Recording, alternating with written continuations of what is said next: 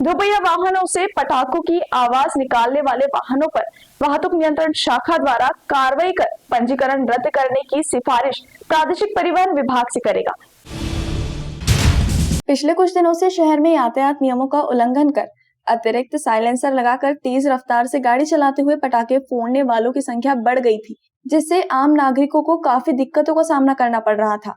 जिससे अब ऐसे वाहन चालकों पर यातायात विभाग ने कार्रवाई की मुहिम शुरू की है, जिसमें वाहनों का साइलेंसर बदलकर पटाखों की आवाज निकालने वाले अनेक वाहनों पर कार्रवाई की गई। साथ ही इन सभी वाहनों का पंजीयन रद्द करने यातायात विभाग द्वारा प्रादेशिक परिवहन विभाग से सिफारिश करने की जानकारी यातायात नियंत्रण शाखा के पुलिस निरीक्षक प्रवीण कुमार पाटिल ने दी। उन्होंने बताया कि पिछले कई दिनों से शहर की सड़कों पर वाहन में बदलाव कर कर्कश आवाज संदर्भ में कई बार नागरिकों द्वारा शिकायतें की गई थी, जिसके चलते जिला पुलिस अधीक्षक द्वारा शहर की सड़कों पर नियमों का उल्लंघन कर वाहन चलाने वालों पर कड़ी कार्रवाई के निर्देश दिए थे, जिससे यातायात विभाग ने ऐसे वाहन चालकों पर कार्रवाई कर सभी वाहन कार्यालय में जमा किए हैं।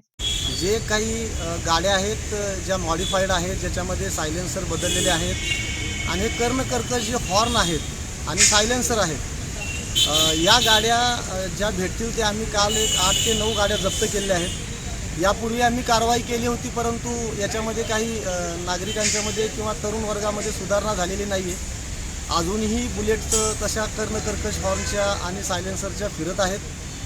आम्ही या गाड्या आता आमच्या ट्रॅफिक ऑफिसला जप्त केलेल्या आहेत। यांचे सायलेन्सर आम्ही इथं काढून घेत आहोत आणि ते सायलेन्सर नष्ट केले जातील। यांना ओरिजिनल सायलेन्सर इथंच लावले जातील आणि यांना RTO ऑफिसला आम्ही पाठवत आहोत। यांचं रजिस्ट्रेशन कॅन्सलेशनची आम्ही शिफारस केली आहे।